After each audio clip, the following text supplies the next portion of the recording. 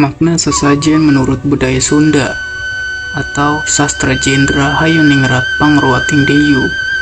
Sajen asal kata dari sesaji yang mengandung makna sajian atau kalimah yang disimbolkan dengan bahasa rupa, bukan bahasa sastra, di mana di dalamnya mengandung mantra atau kekuatan metafisik atau supranatural.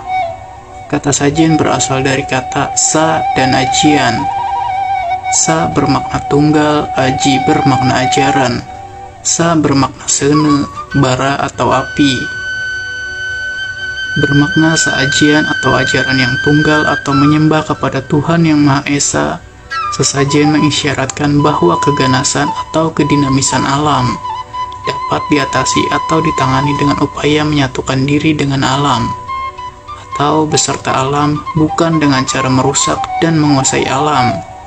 Ritual ini merupakan bentuk metafora atau siloka penyatuan manusia dengan alam.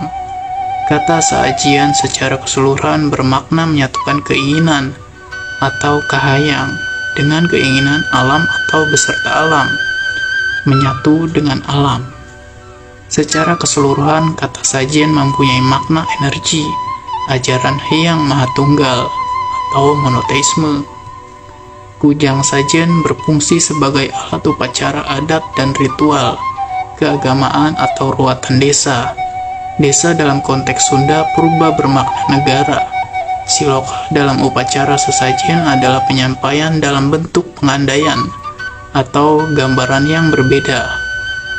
Aforisma, kearifan lokal jenius yang disimbolkan dalam sesajen yang diturunkan oleh leluhur kita.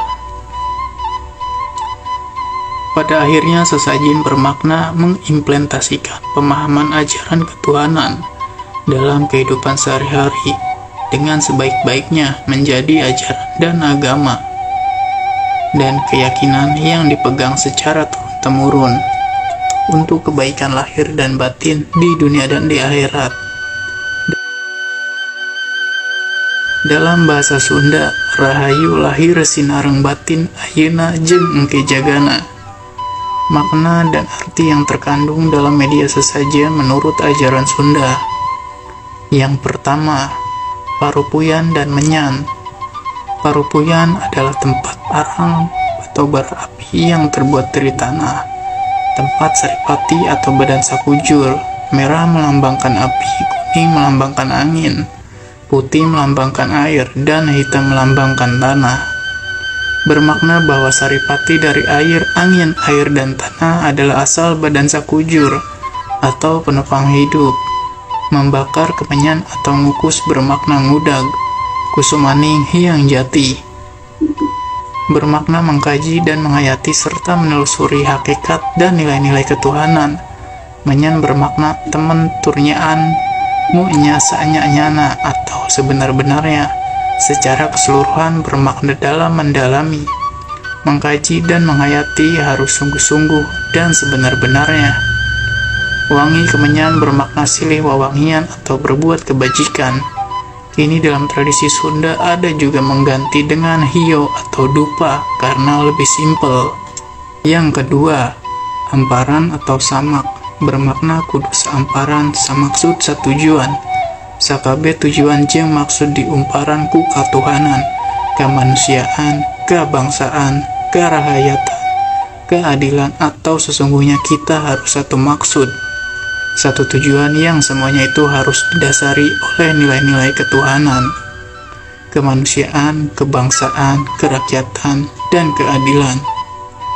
Yang ketiga, alas lawan bodas atau kain putih sebagai alas. Bermakna hendaknya dalam tindakan dan ucap harus dilandasi oleh kebersihan hati, pikiran, atau kebersihan lahir dan batin.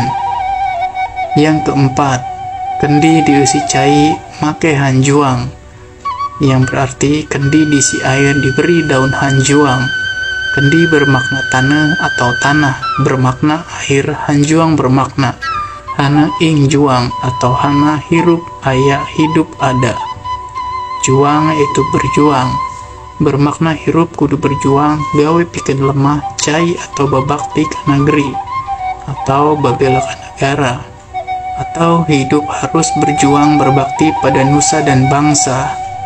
Yang kelima, Sang Saka Dwi Warna atau Sasaka Pusaka Buhun Jawa Dwipa, bermakna dwi warna atau dua warna, yaitu berem jeung bodas, bermakna merah dan putih. Berem bermakna indung atau ibu pertiwi, dan bodas bermakna bapa atau rama. Sang Saka bermakna soko, bermakna bahwa suatu kewajiban kita menghargai orang tua yang telah melahirkan dan mengurus kita, juga tanah air yang telah memberi kehidupan bagi kepada orang tua. Bangsa dan negara menjadi keutamaan dalam kehidupan.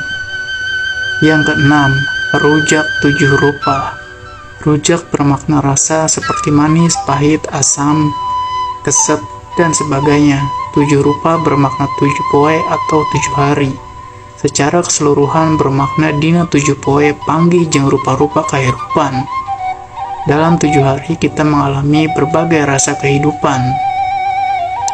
Yang ketujuh, kopi pahit, kopi amis, jeung cai asa herang diwadahan kana batok, bermakna sajeroning lampang hirup pinasti ngaliwatan papahit jeung mamanis nu sakuduna digodog diasakan dina babatok. Wening ati herang mana dalam laku lampa kehidupan pasti melalui kepahitan dan manis yang semestinya diolah, dikaji dalam tempurung, dalam hati yang tenang dan bersih.